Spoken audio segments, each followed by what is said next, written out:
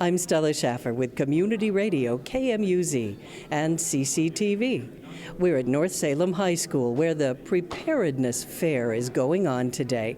Local community organizations are here to tell people about disaster readiness, and we're going to talk with some of the people who've come to learn this.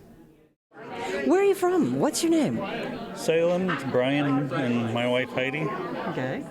Why are you here today at the Preparedness Fair, other than the fact that they have kittens? Because we're involved with Mount Angel CERT. What's that stand for? Community Emergency Response Team. Do they offer training? What's your role with them? They offer the initial training, and then you go through different periodic training, upgrades. So you must already have some ideas about disaster preparedness. You both doing this too as a team? Yes. What kind of things have they taught you in your training? We learned first aid. It's traffic safety, how to stabilize patients, what type of buildings you can search, Is most of what we prepare for, I guess, is our number one disaster that we assume might happen going to be the big one, the Cascadia earthquake? It's either going to be the earthquake or some sort of natural disaster or financial disaster. I hadn't thought about that. Do they actually teach you to consider all the various possibilities? I've been involved with emergency management for about 10 years, and so I've dealt with lots of different courses and scenarios, and so it's just not what if we have an earthquake. There's other things.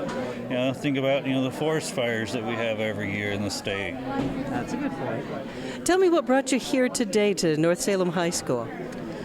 We're involved with Marion County Emergency Management, and since they're one of the sponsors, we were decided to come out and support the group that we're affiliated with. That's nice. There's a movie coming up in a little while, I understand. Yes, I've actually seen the movie a couple times. One of the times was actually before it was released to the public over at Camp Withicum. Oh my gosh, this is great. Alrighty. So, anything else that's on your mind today? Just trying to get more people involved. It's my mother at first wanted nothing to do with preparedness, and after the stuff that had been in the Statesman Journal, it got her going and went over one weekend, and she already had been gathering supplies behind the couch, and now she has an area that she can access into the garage if something happens. Okay, let me ask, have you made any personal household disaster preparations, gotten material, or looked over any of these lists? Yes, we both have get-home bags in our vehicles. We have 72-hour bags, and then we also have larger bags that, the two smaller bags would go into, if, you can't, drive out of the area and you actually have to walk out of the area. We also have, food storage set aside because if something does happen, the government's not going to be coming in. Everyone says 72 hours, but it's going to be more like 2 weeks. Yeah. Good point. You have a big pantry with lots of groceries? Yes. It's a lot of, rice and beans, which, it's a staple throughout the world. Have you done any of the big things, like get a generator? Yes. Yes. And do you know how to start it? Go out and push the button. Very good. All right. Well, we're hoping to talk with folks after the movie, too, to see if there was any surprises, what you got out of it, what you think other people's reaction was. So. Well, the moderator, they're going to enjoy. I've dealt with him a few times, and he's very informative. This is not just another boring social studies topic, is it? No.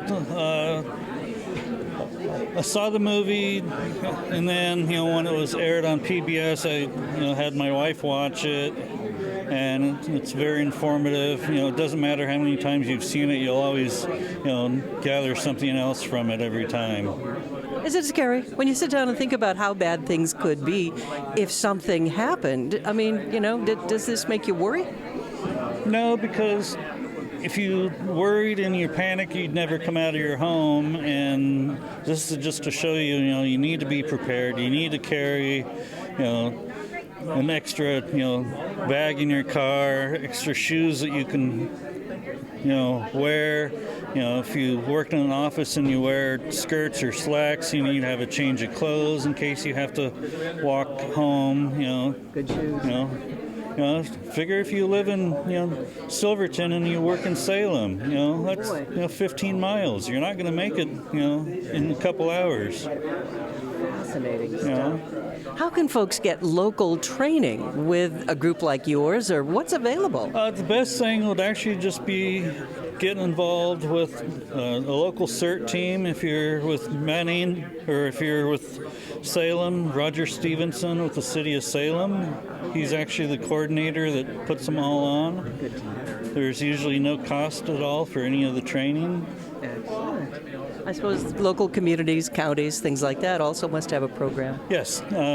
Local areas that have it are Salem, Marion County, Kaiser, Silverton, Mount Angel, I believe Staten does. That's great. It's something that the feds have been pushing for quite a few years because everything is sponsored through FEMA.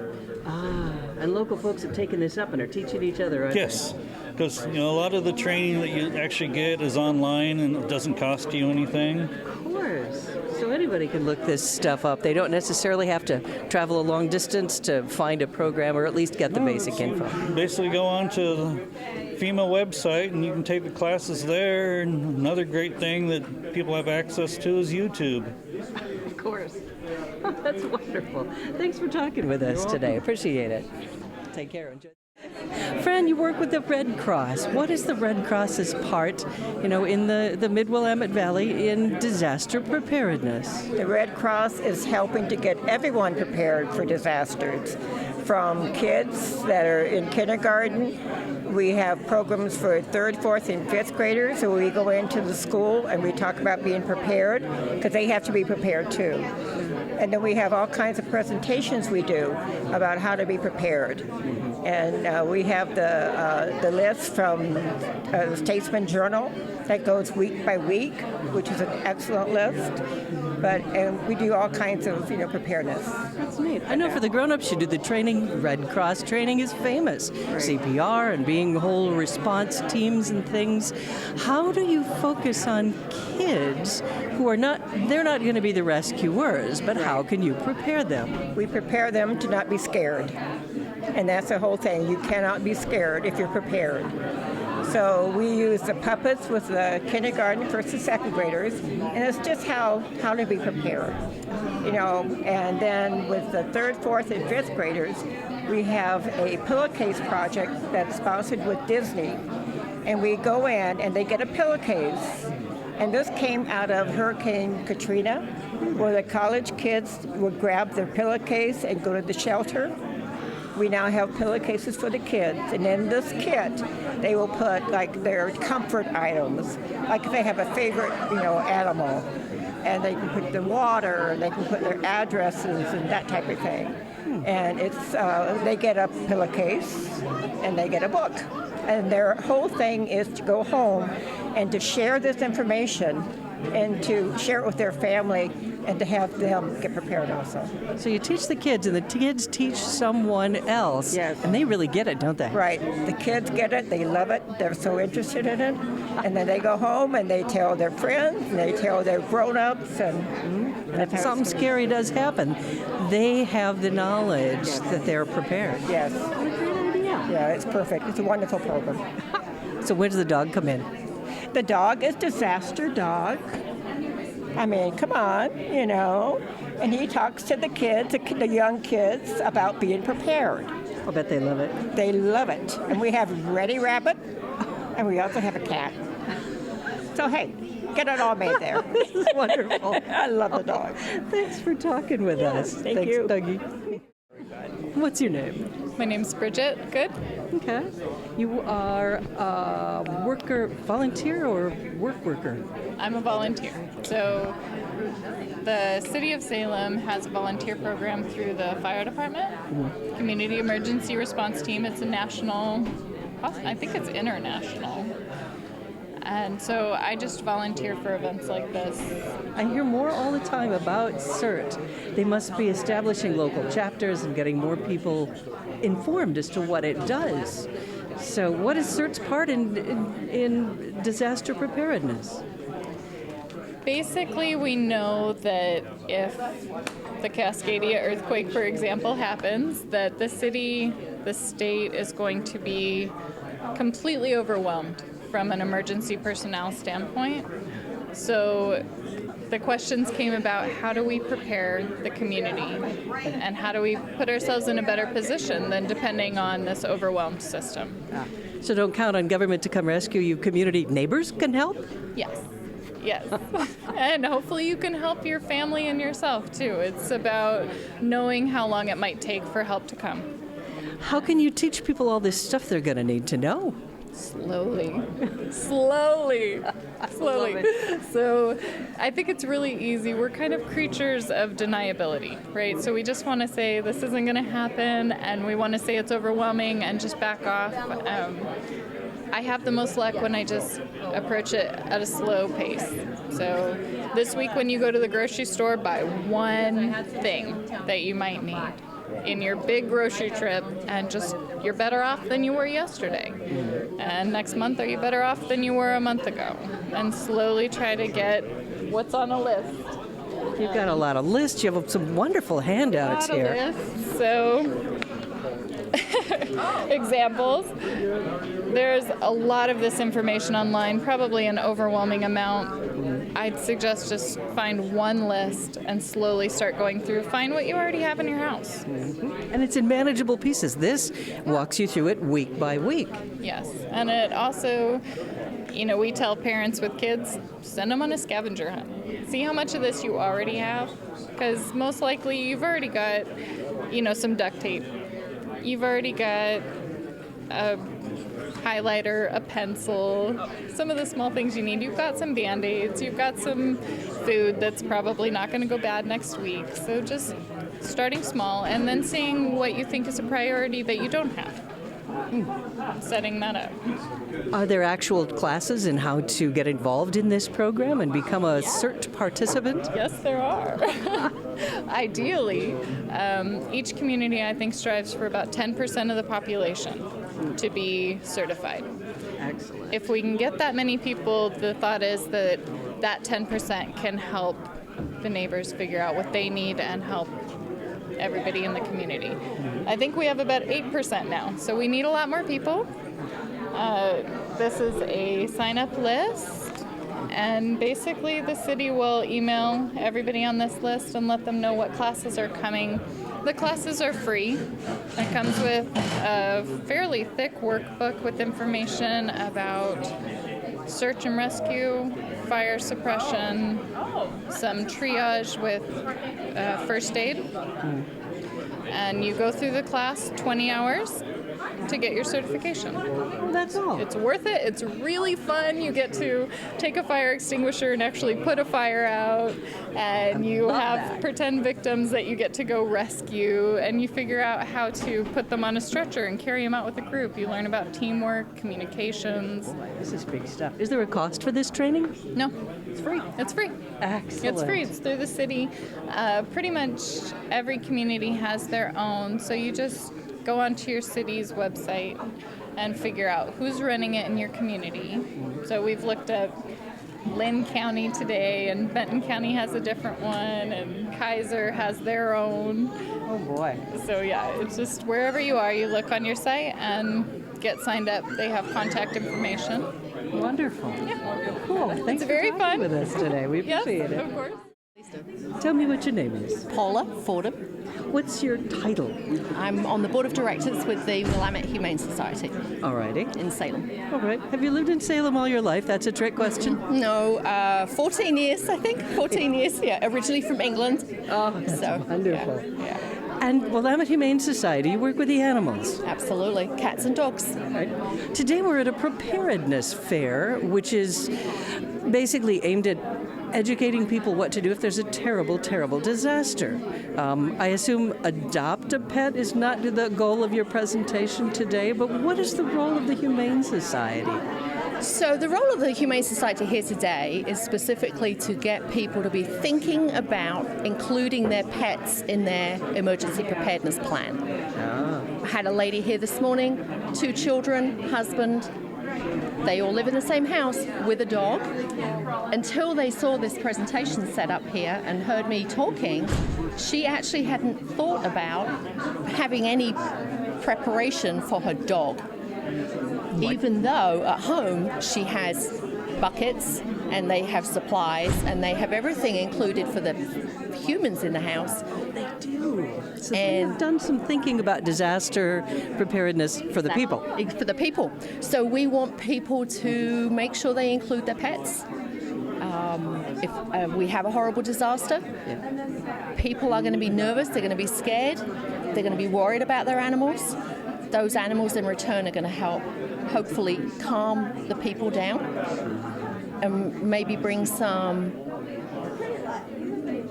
calmness. I can't think of a better word. Comfort, reassurance, Comfort, get things, if not back to normal, at least their everyday sort of feeling. Right. And after a disaster, everybody will think, oh my goodness, I have a pet to take care of too. But what Exactly. should they think about before a disaster? No different than for a human, for a person.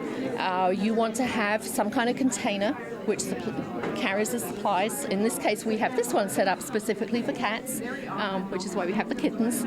And what we like to suggest is that one of the options you could have is to keep all your supplies in the carrier.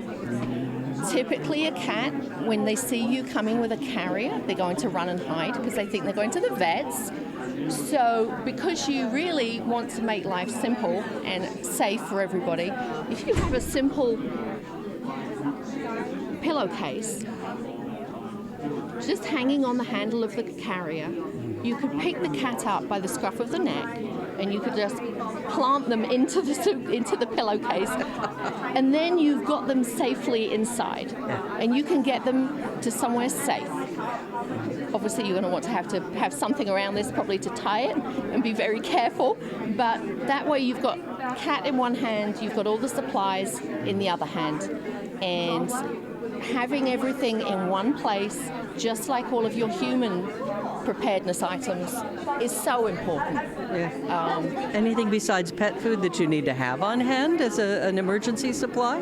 So for dogs, we like to suggest that you have at least maybe some of these thunder shirts. You know, they're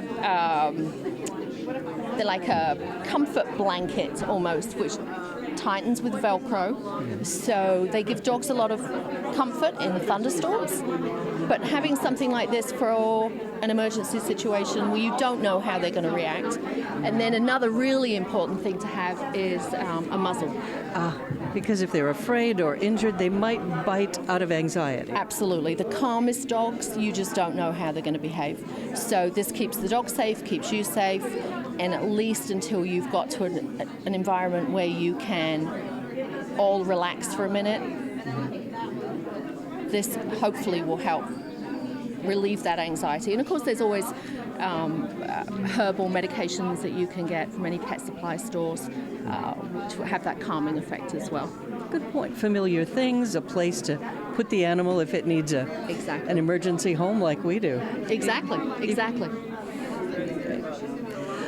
How many kinds of animals do you have this kind of information for? Could you advise pet owners? Well, cats, obviously. Dogs, cats? So honestly, I think one of the best places to go to get information is to the FEMA website. Really? FEMA? FEMA has this brochure, and it's called the Preparing Your Pets for Emergencies, and that actually is on www.ready.gov. .gov, As in, be ready for any disaster. as in be ready for any disaster. This is a conversation starter, which is essentially what we're doing here today. This is a conversation starter. You are going to have to edit what you have based on the kind of animals that you own. But certainly on the FEMA website, there's more information on even larger animals, horses, farm animals. Oh, my. So birds. And a supply of food is a good idea, and I suppose water for them, too. Absolutely, absolutely. And then genius idea, these little collapsible food and water bowls. The kind of thing that probably REI carries. You can get these at Nature's Pet Store in Salem, and they're lightweight. They don't take up any room, and of course you can't give your cat or dog water if you don't have a bowl. Unbreakable, easy to store in the carrier. Well, Exactly. your animal confinement object and also emergency storage space. That's a great idea. Exactly. Oh, wonderful.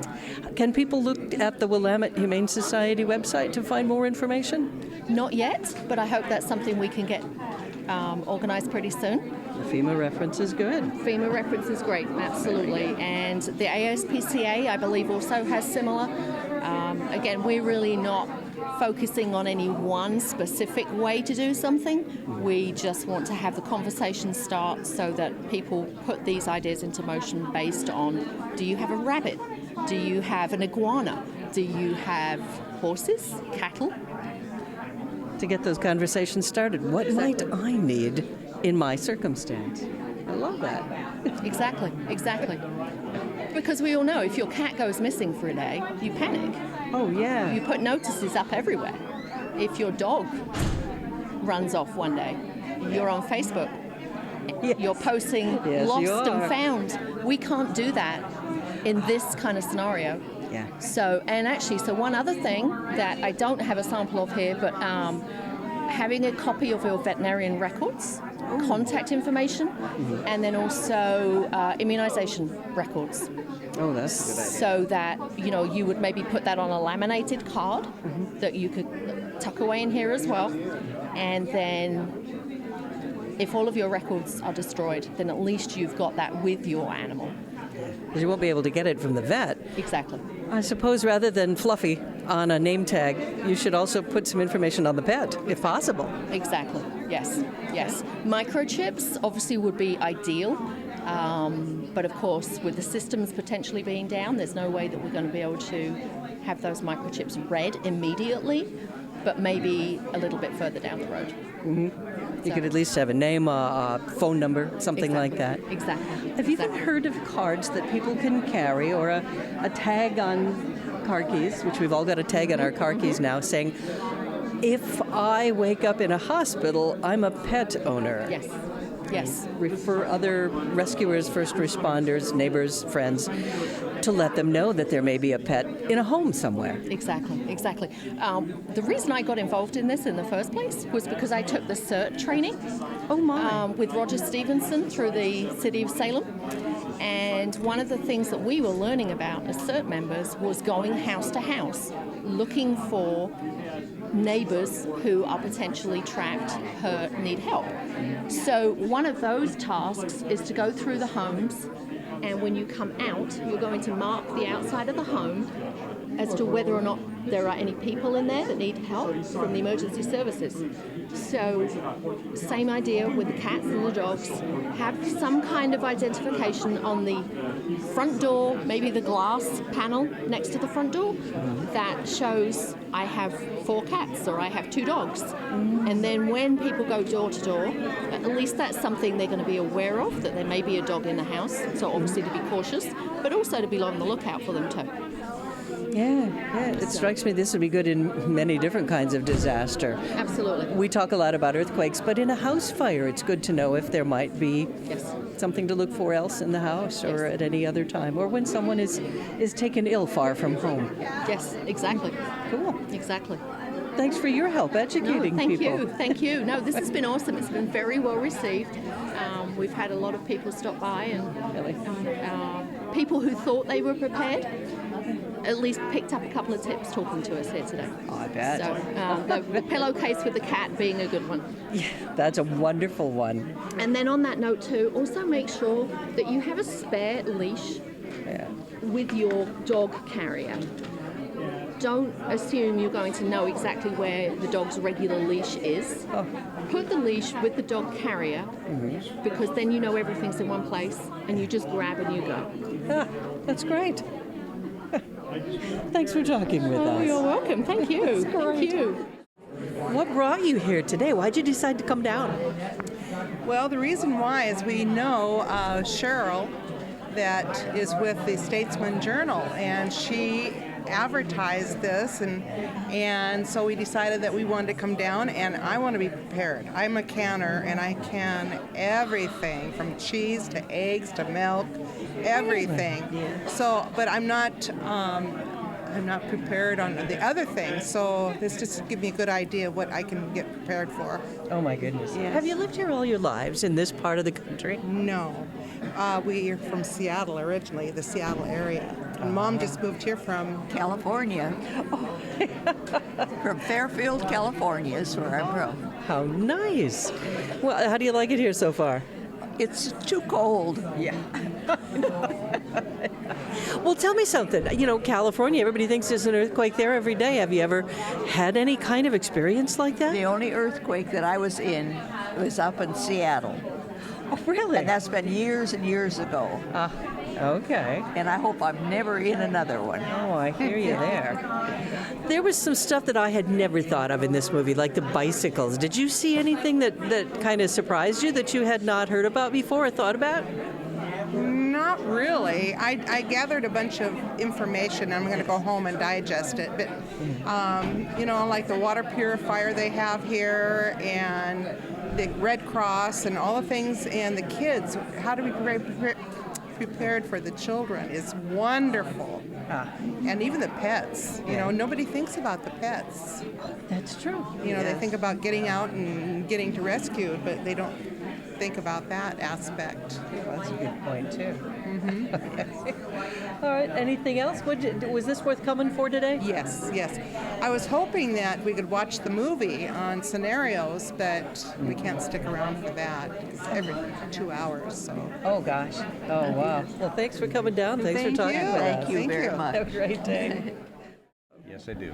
What's your name? My name is Wayne McFarland. I'm the Emergency Preparedness Administrator for Salem Health Hospitals and Clinics. Oh, perfect. We just saw a feature that was terrifying, and part of it was a hospital building that almost literally fell apart in a simulated earthquake.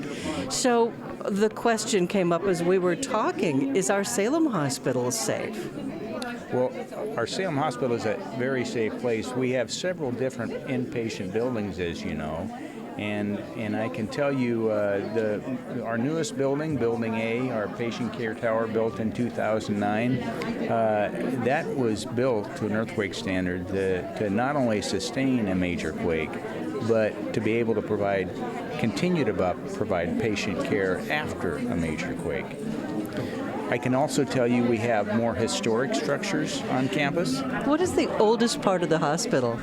Well, the oldest part of the hospital is the building constructed at 665 Winter Street, and that was built over a 50-year period. So it had several different parts of that hospital, and I can tell you that will also sustain a major earthquake, be standing, but I can also tell you that following the earthquake, it won't be able to support patient care.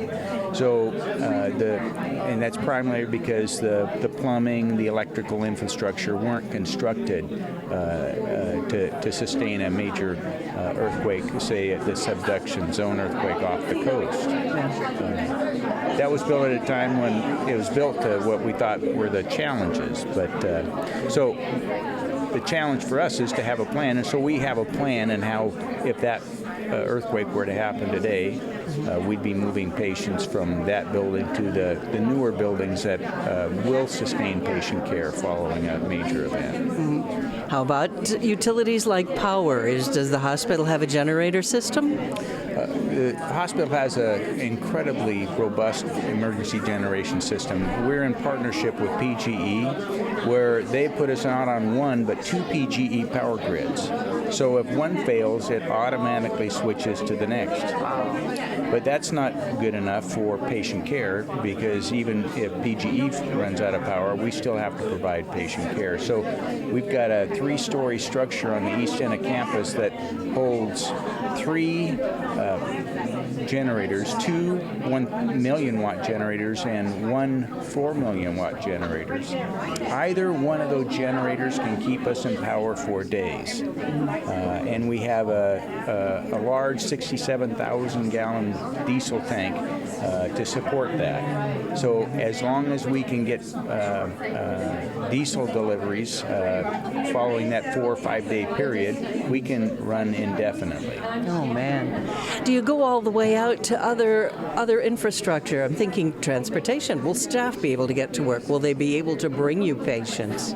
Well, that's part of our strategy to sustain patient care. It's driven by staff. And so we train our staff when they come on board that they've chosen to be in healthcare, and this isn't like coming to work as in a real estate firm or a downtown office. We don't go home when a disaster strikes. We need our staff there. So we work to make sure that they prepare their families before an event, and we help them with tips on making sure their disaster kits at home are ready, that they have transportation they can get to work in disasters, and that they can make sure that their families are safe so that they can provide care for our patients. How about the future? Is there still more retrofitting to be done? I assume your future growth plans and construction will take into account new information on how much preparedness we might need. Absolutely. Preparedness is not a one-and-done proposition. It is a commitment to a culture of preparedness. And so in our building plans, in our training plans, in our equipment purchases, we're constantly looking at how we can be more resilient as an organization because of the truly important role we play in caring for our community. Wonderful. Thanks for talking with us today. Thank you.